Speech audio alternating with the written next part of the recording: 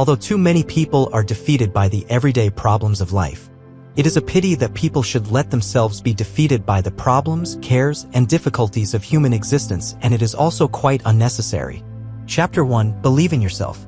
Believe in yourself. Have faith in your abilities. Without a humble but reasonable confidence in your own powers, you cannot be successful or happy. But with sound self-confidence, you can succeed. Self-confidence leads to self-realization and successful achievement. The fellow who got C's in school will go on later to get the real A's in life. The greatest secret for eliminating the inferiority complex, which is another term for deep and profound self-doubt, is to fill your mind to overflowing with faith. To get anywhere with faith, learn to pray big prayers. God will rate you according to the size of your prayers. So the bigger your problem, the bigger your prayer should be. According to your faith be it unto you. Drive your prayers deep into your doubts, fears, inferiorities. The ability to possess and utilize faith and gain the release of powers it provides are skills and, like any skills, must be studied and practiced to gain perfection. Repetitive suggestion of confidence ideas. If ye have faith, nothing shall be impossible unto you. We build up the feeling of insecurity or security by how we think. If in our thoughts we constantly fix attention upon sinister expectations of dire events that might happen, the result will be constantly to feel insecure. And what is even more serious is the tendency to create, by the power of thought, the very condition we fear. Lack of self-confidence apparently is one of the great problems besetting people today. Deep within themselves, they mistrust their ability to meet responsibilities or to grasp opportunities. When attitudes are more important than facts, it's the confidence attitude that makes the difference. No other idea is so powerful in developing self-confidence as the simple belief when practiced. To practice it, simple: affirm, God is with me, God is helping me, God is guiding me. Affirm it, visualize it, believe it, and it will actualize itself. Feelings of confidence depend upon the type of thoughts that habitually occupy your mind. Think defeat and you are bound to feel defeated. But practice thinking confident thoughts, make it a dominating habit, and you will develop such a strong sense of capacity that regardless of what difficulties arise, you will be able to overcome them. Feelings of confidence actually induce increased strength. Be bold, and mighty forces will come to your aid. Your increasing faith reconditions your attitudes. Practice confidence and faith, and your fears and insecurities will soon have no power over you. Never take counsel of your fears. Formulate and stamp indelibly on your mind a mental picture of yourself as succeeding. So always picture success, no matter how badly things seem to be going at the moment. Difficulties must be studied and efficiently dealt with to be eliminated, but they must be seen for only what they are. They must not be inflated by fear thoughts. If God be for us, who can be against us? Chapter 2. A peaceful mind generates power. A primary method for gaining a mind full of peace is to practice emptying the mind. You merely feed your mind with thoughts that cause it to be peaceful. To have a mind full of peace, merely fill it full of peace. It's as simple as that. Watch your manner of speech then if you wish to develop a peaceful state of mind. Another effective technique in developing a peaceful mind is the daily practice of silence. Everyone should insist upon not less than a quarter of an hour of absolute quiet every 24 hours. Go alone into the quietest place available to you and sit or lie down for 15 minutes and practice the art of silence. Beauty and of God that are to be found in the essence of silence. Silence is the element in which great things fashion themselves. Chapter 3. How to have constant energy. How we think we feel has a definite effect on how we actually feel physically. By supplying attitudes of faith to the mind, it can increase energy. The body is designed to produce all needed energy over an amazingly long period of time. If the individual takes reasonable care of his body from the standpoint of proper diet, exercise, sleep, no physical abuse, the body will produce and maintain astonishing energy and sustain itself in good health. Physical condition is determined very largely by our emotional condition, and our emotional life is profoundly regulated by our thought life. The more you lose yourself in something bigger than yourself, the more energy you will have. Chapter 4. Try prayer power. You can't get a man physically healthy until you get him spiritually healthy. The man who assumes success tends already to have success. People who assume failure tend to have failure. When either failure or success is picturized, it strongly tends to actualize in terms equivalent to the mental image pictured. Work hard and intelligently, thus doing your part to achieve success in the matter. Chapter 5. How to create your own happiness. People are just about as happy as they made up their minds to be. You can be unhappy if you want to be. Children are more expert in happiness than adults. Many of us manufacture our own unhappiness. Of course, not all unhappiness is self-created, for social conditions are responsible for not a few of our woes. Yet it is a fact that to a large extent by our thoughts and attitudes we distill out of the ingredients of life either happiness or unhappiness for ourselves. Unhappiness is the most common state of mind. People manufacture their own unhappiness. It is a pity, too, for there are so many problems created by life itself that dilute our happiness that it is indeed most foolish to distill further unhappiness within your own mind. How foolish to manufacture personal unhappiness to add to all the other difficulties over which you have little or no control.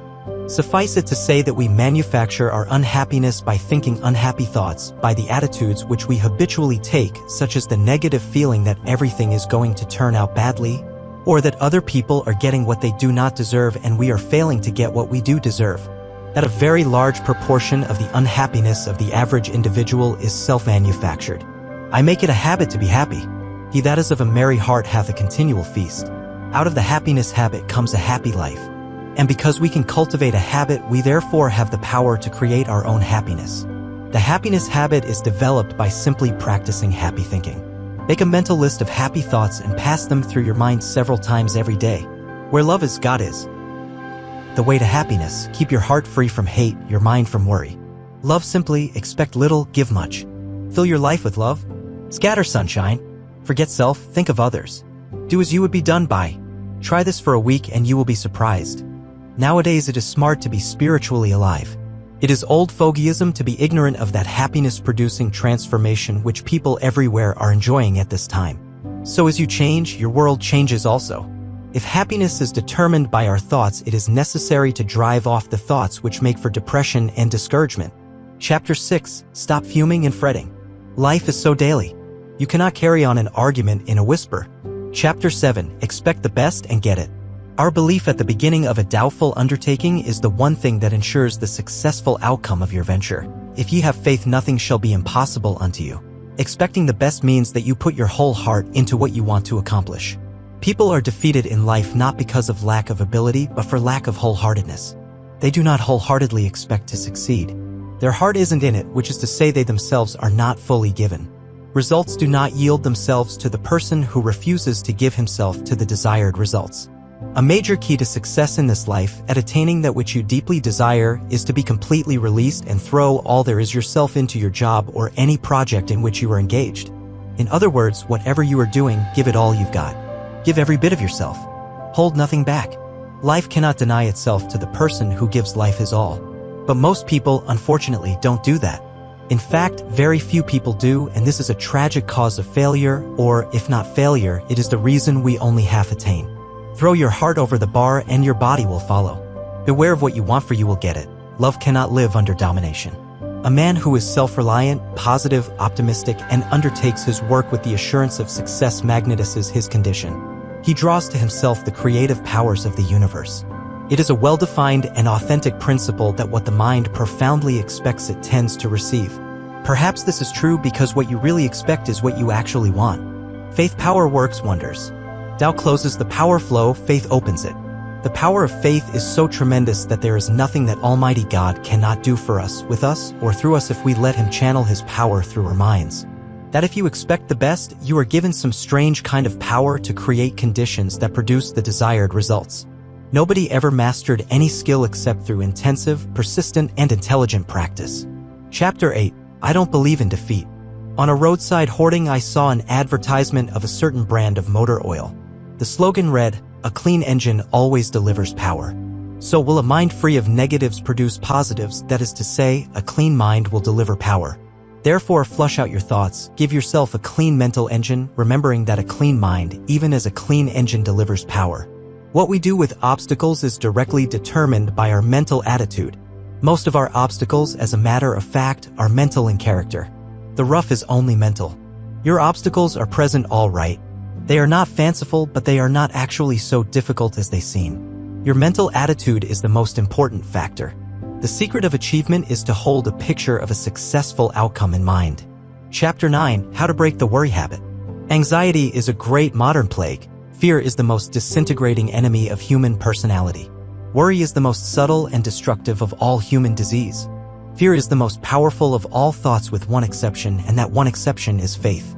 Faith can always overcome fear. Faith is the one power against which fear cannot stand. Day by day, as you fill your mind with faith, there will automatically master fear. Master faith and you will automatically master fear. Fill your mind with faith and in due course the accumulation of faith will crowd out fear. For if you fear something continuously, you tend to create conditions in your mind propitious to the development of that which you fear. An atmosphere is encouraged in which it can take root and grow. You tend to draw it to yourself.